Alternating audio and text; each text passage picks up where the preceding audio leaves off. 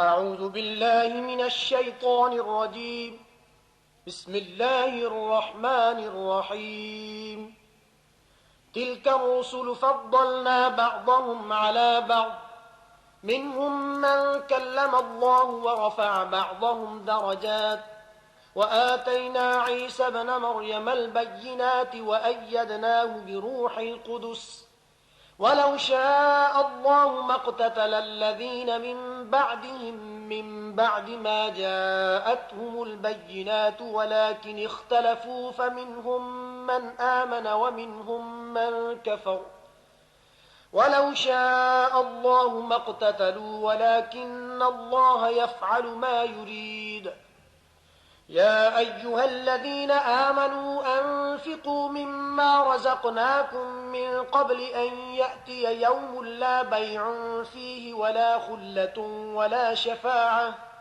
والكافرون هم الظالمون. الله لا إله إلا هو الحي القيوم لا تأخذه سنة ولا نوم، له ما في السماوات وما في الأرض، من ذا الذي يشفع عنده إلا بإذنه، يعلم ما بين أيديهم وما خلفهم ولا يحيطون بشيء من علمه إلا بما شاء، وسع كرسيه السماوات والأرض ولا يؤوده حفظهما وهو العلي العظيم.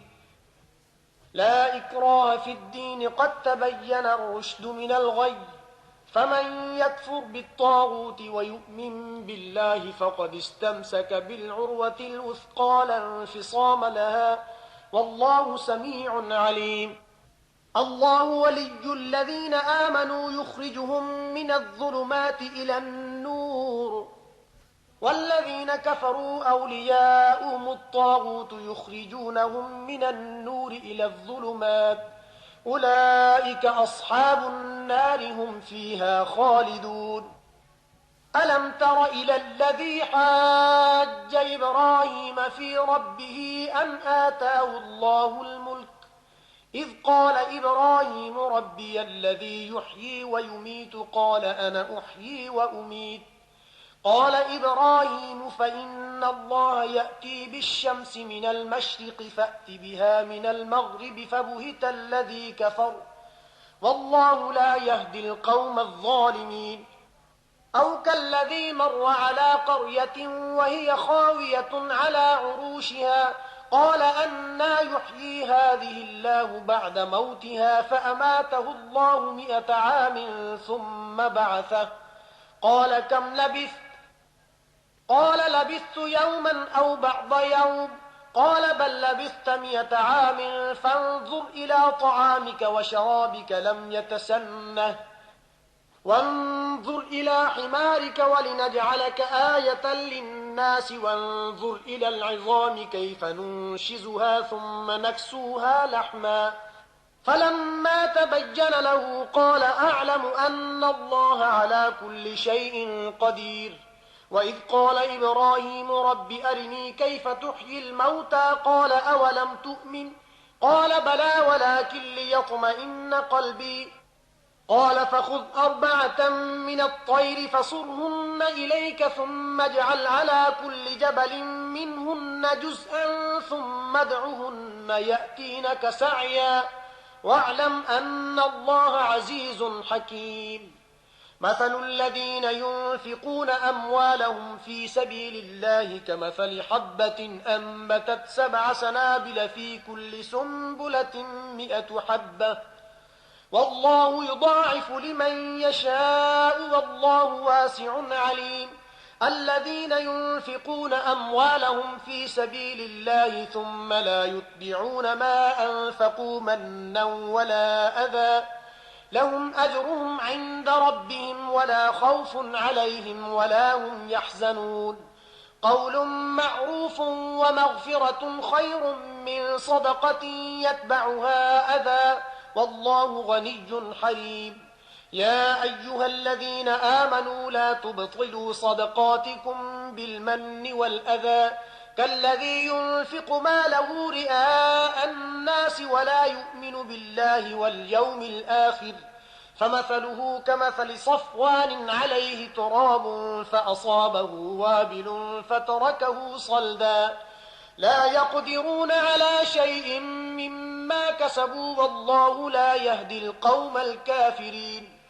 ومثل الذين ينفقون أموالهم ابتغاء مرضات الله وتثبيتا من أنفسهم كمثل جنة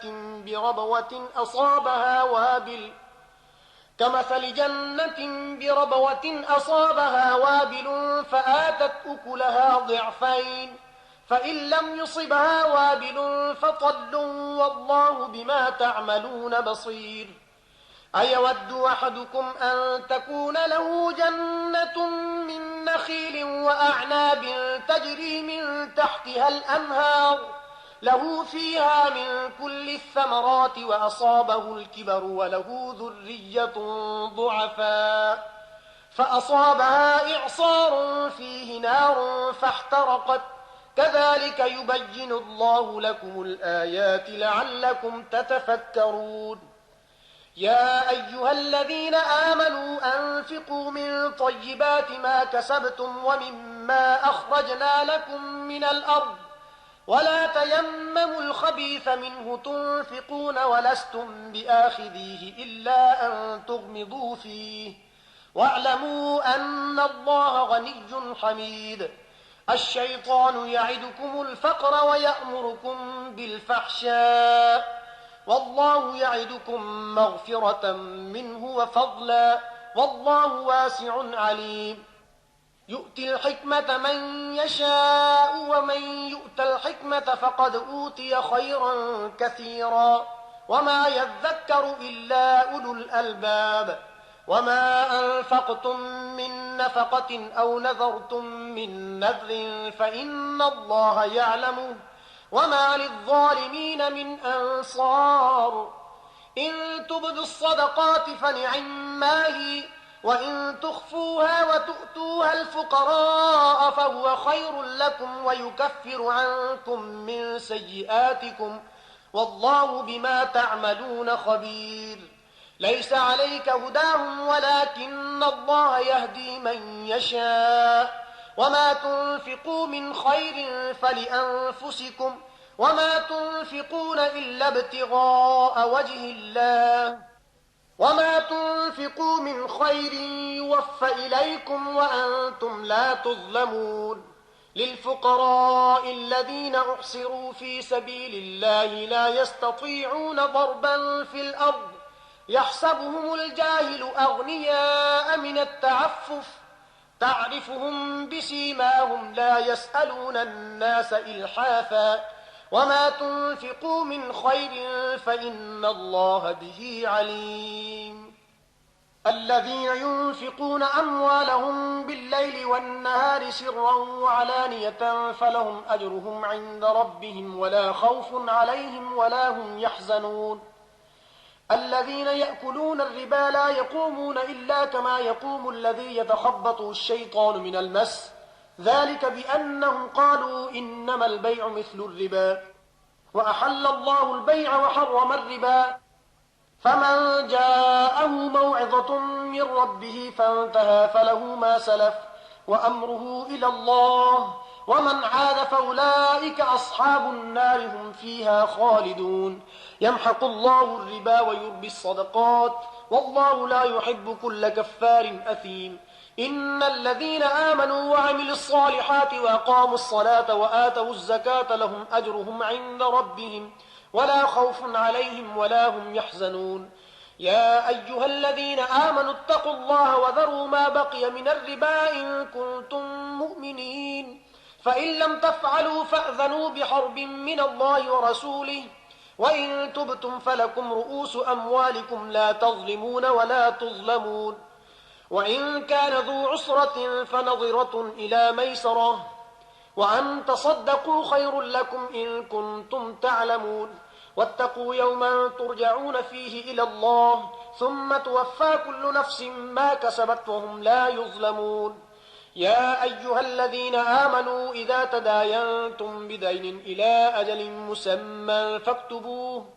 وليكتب بينكم كاتب بالعدل ولا يأب كاتب أن يكتب كما علمه الله فليكتب وليملل الذي عليه الحق وليتق الله ربه ولا يبخس منه شيئا فإن كان الذي عليه الحق سفيها أو ضعيفا أو لا يستطيع أن يمله فليملل وليه بالعدل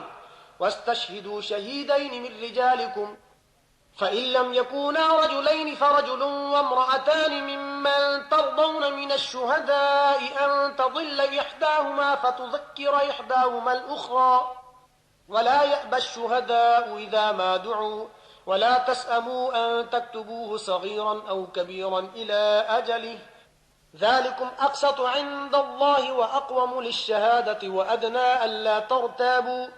إلا أن تكون تجارة حاضرة تديرونها بينكم فليس عليكم جناح ألا تكتبوها وأشهدوا إذا تبايعتم ولا يضار كاتب ولا شهيد وإن تفعلوا فإنه فسوق بكم واتقوا الله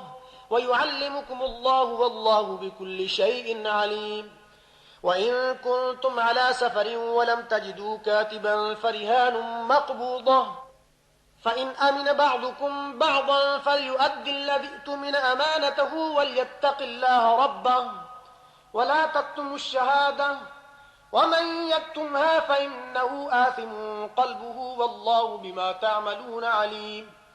لله ما في السماوات وما في الأرض وإن تبدوا ما في أنفسكم أو تخفوه يحاسبكم به الله فيغفر لمن يشاء ويعذب من يشاء والله على كل شيء قدير آمن الرسول بما أنزل إليه من ربه والمؤمنون كل آمن بالله وملائكته وكتبه ورسله لا نفرق بين أحد من رسله وقالوا سمعنا وأطعنا غفرانك ربنا وإليك المصير لا يكلف الله نفسا إلا وسعها لها ما كسبت وعليها ما اكتسبت ربنا لا تؤاخذنا إن نسينا أو أخطأنا ربنا ولا تحمل علينا إصرا كما حملته على الذين من قبلنا ربنا ولا تحملنا ما لا طاقة لنا به واعف عنا واغفر لنا وارحمنا أنت مولانا فانصرنا على القوم الكافرين بسم الله الرحمن الرحيم ألف لام ميم الله لا إله إلا هو الحي القيوم نزل عليك الكتاب بالحق مصدقا لما بين يديه وأنزل التوراة والإنجيل من قبل هدى للناس وأنزل الفرقان إن الذين كفروا بآيات الله لهم عذاب شديد والله عزيز ذو انتقام إن الله لا يخفى عليه شيء في الأرض ولا في السماء والذي يصوركم في الأرحام كيف يشاء لا إله إلا هو العزيز الحكيم هو الذي أنزل عليك الكتاب منه آيات محكمات هن أم الكتاب وأخر متشابهات فأما الذين في قلوبهم زيغ فيتبعون ما تشابه منه ابتغاء الفتنة وابتغاء تأويله وما يعلم تأويله إلا الله والراسخون في العلم يقولون آمنا به كل من عند ربنا وما يذكر إلا أولو الألباب ربنا لا تزغ قلوبنا بعد إذ هديتنا وهب لنا من لدنك رحمة إنك أنت الوهاب ربنا إنك جامع الناس ليوم لا ريب فيه إن الله لا يخلف الميعاد إن الذين كفروا لن تغني عنهم أموالهم ولا أولادهم من الله شيئا وأولئك هم وقود النار كدأب آل فرعون والذين من قبلهم كذبوا بآياتنا فأخذهم الله بذنوبهم والله شديد العقاب قل للذين كفروا ستغلبون وتحشرون إلى جهنم وبئس المهاد قد كان لكم آية في فئتين التقتا فئة تقاتل في سبيل الله وأخرى كافرة يرونهم مثليهم رأي العين والله يؤيد بنصره من يشاء إن في ذلك لعبرة لأولي الأبصار زين للناس حب الشهوات من النساء والبنين والقناطير المقنطرة من الذهب والفضة والخيل المسومة والأنعام والحرث، ذلك متاع الحياة الدنيا والله عنده حسن المآب. قل أنبئكم بخير من ذلكم للذين اتقوا عند ربهم جنات تجري من تحتها الأنهار خالدين فيها وأزواج مطهرة ورضوان من الله والله بصير بالعباد. الذين يقولون ربنا إننا آمنا فاغفر لنا ذنوبنا وقنا عذاب النار، الصابرين والصادقين والقانتين والمنفقين والمستغفرين بالأسحار، شهد الله أنه لا إله إلا هو والملائكة وأولو العلم قائما بالقسط، لا إله إلا هو العزيز الحكيم. إن الدين عند الله الإسلام، وما اختلف الذين أوتوا الكتاب إلا من بعد ما جاءهم العلم بغيا بينهم، ومن يكفر بآيات الله فإن الله سريع الحساب. فإن حاجوك فقل أسلمت وجهي لله ومن اتبعن، وقل للذين أوتوا الكتاب والأميين أأسلمتم، فإن أسلموا فقد اهتدوا، وإن تولوا فإنما عليك البلاغ والله بصير بالعباد. إن الذين يكفرون بآيات الله ويقتلون النبيين بغير حق ويقتلون الذين يأمرون بالقسط من الناس فبشرهم بعذاب أليم. أولئك الذين حبطت أعمالهم في الدنيا والآخرة وما لهم من ناصرين. ألم تر إلى الذين أوتوا نصيبا من الكتاب يدعون إلى كتاب الله ليحكم بينهم ثم يتولى فريق منهم وهم معرضون، ذلك بأنهم قالوا لن تمسنا النار إلا أياما معدودات وغرهم في دينهم ما كانوا يفترون، فكيف إذا جمعناهم ليوم لا ريب فيه ووفيت كل نفس ما كسبت وهم لا يظلمون. قل اللهم مالك الملك تؤتي الملك من تشاء وتنزع الملك ممن تشاء وتعز من تشاء وتذل من تشاء بيدك الخير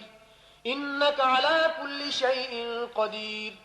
تولج الليل في النهار وتولج النهار في الليل وتخرج الحي من الميت وتخرج الميت من الحي وترزق من تشاء بغير حساب.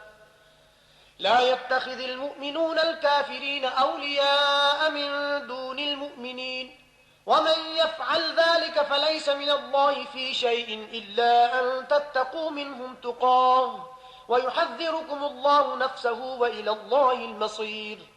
قل إن تخفوا ما في صدوركم أو تبدوه يعلمه الله ويعلم ما في السماوات وما في الأرض والله على كل شيء قدير.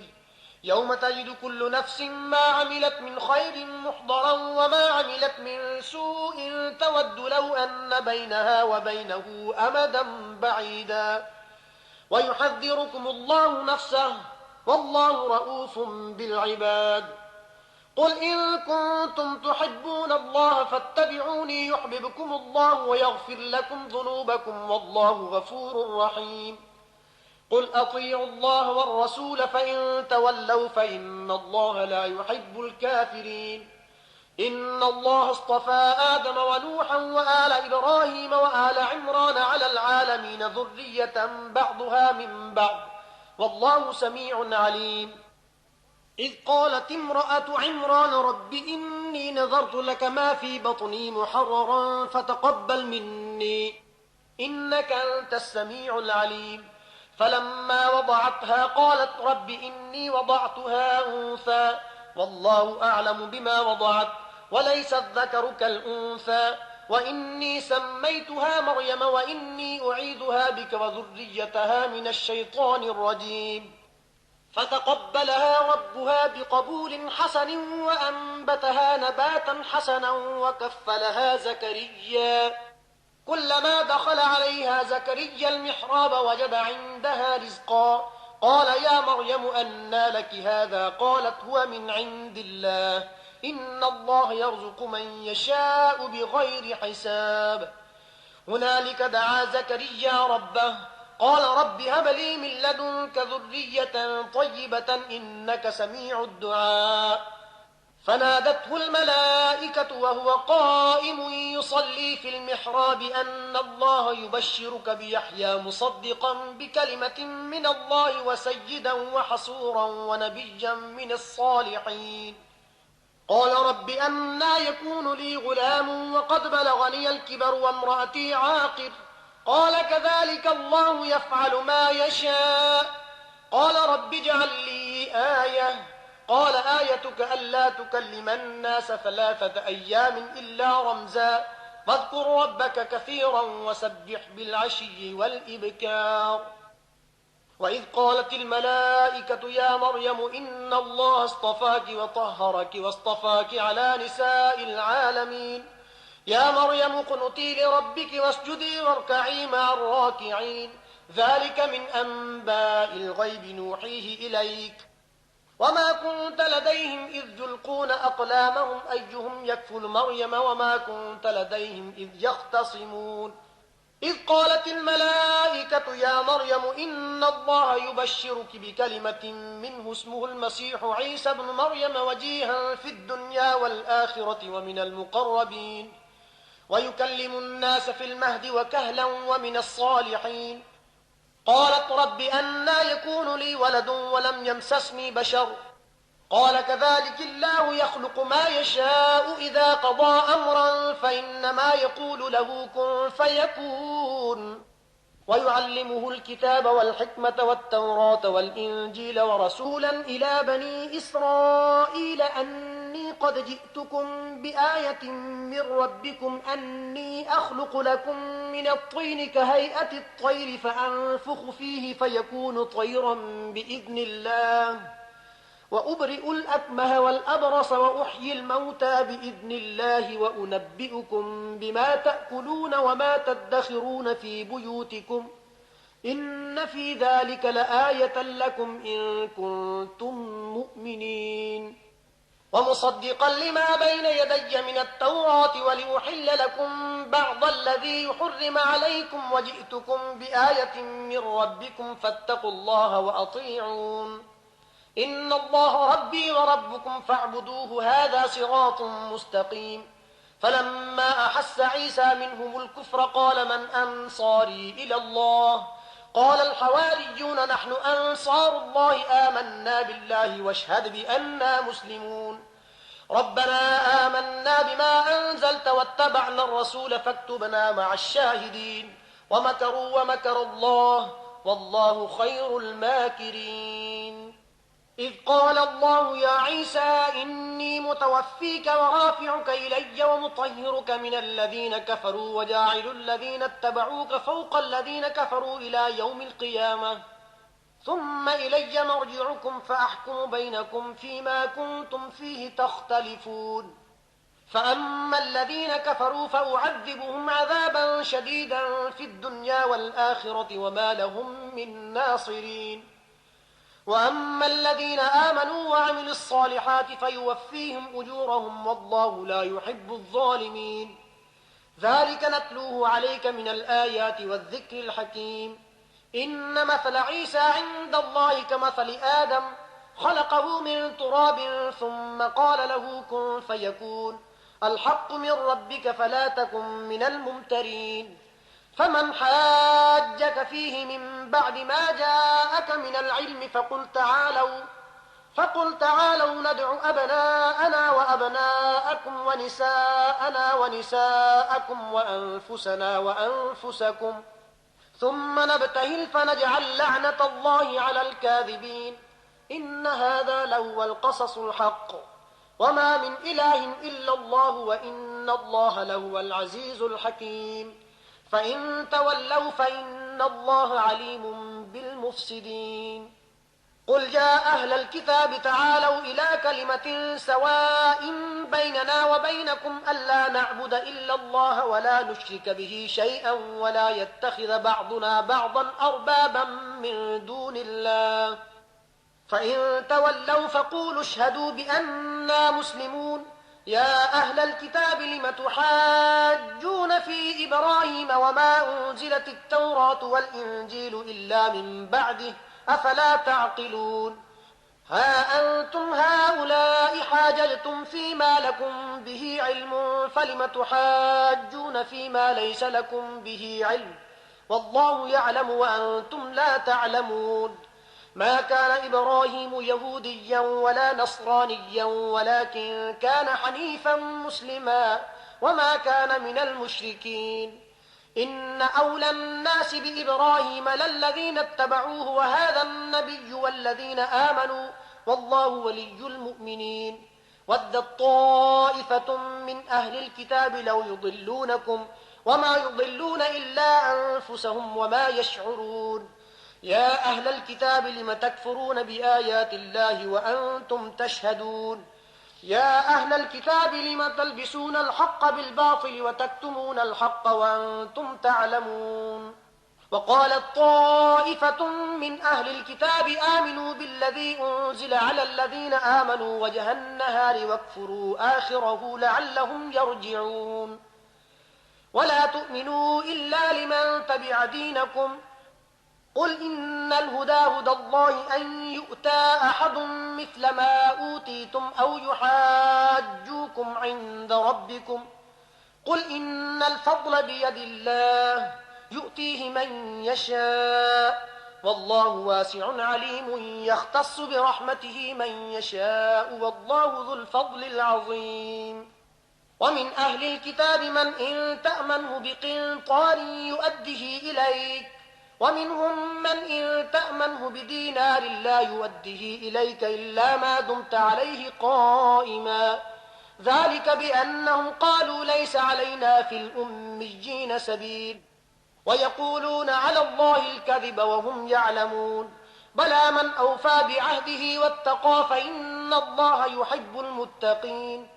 إن الذين يشترون بعهد الله وأيمانهم ثمنا قليلا أولئك لا خلاق لهم في الآخرة ولا يكلمهم الله ولا ينظر إليهم يوم القيامة ولا يزكيهم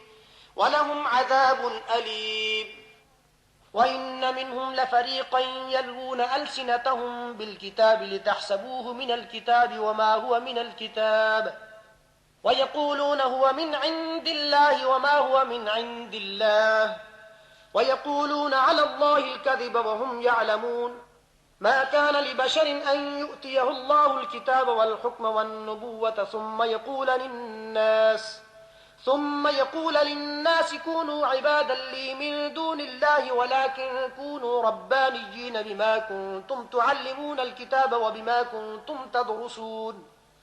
ولا يأمركم أن تتخذوا الملائكة والنبيين أربابا أيأمركم بالكفر بعد إذ أنتم مسلمون وإذ أخذ الله ميثاق النبيين لما آتيتكم من كتاب وحكمة ثم جاءكم رسول مصدق لما معكم لتؤمنن به ولتنصرنه قال أأقررتم وأخذتم على ذلكم إصري قالوا أقررنا قال فاشهدوا وأنا معكم من الشاهدين فمن تولى بعد ذلك فأولئك هم الفاسقون أفغير دين الله يبغون وله أسلم من في السماوات والأرض طوعا وكرها وإليه يرجعون قل آمنا بالله وما أنزل علينا وما أنزل على إبراهيم وإسماعيل وإسحاق ويعقوب والأسباط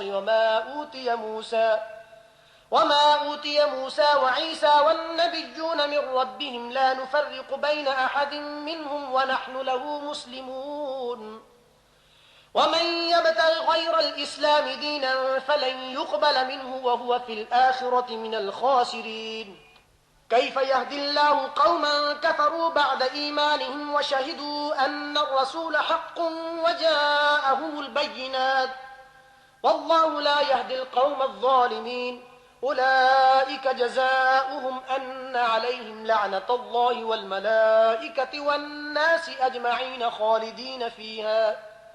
لا يخفف عنهم العذاب ولا هم ينظرون إلا الذين تابوا من بعد ذلك وأصلحوا فإن الله غفور رحيم. إن الذين كفروا بعد إيمانهم ثم ازدادوا كفرا لن تقبل توبتهم وأولئك هم الضالون. إن الذين كفروا وماتوا وهم كفار فلن يقبل من أحدهم ملء الأرض ذهبا ولو افتدى به أولئك لهم عذاب أليم وما لهم من ناصرين. صدق الله العظيم.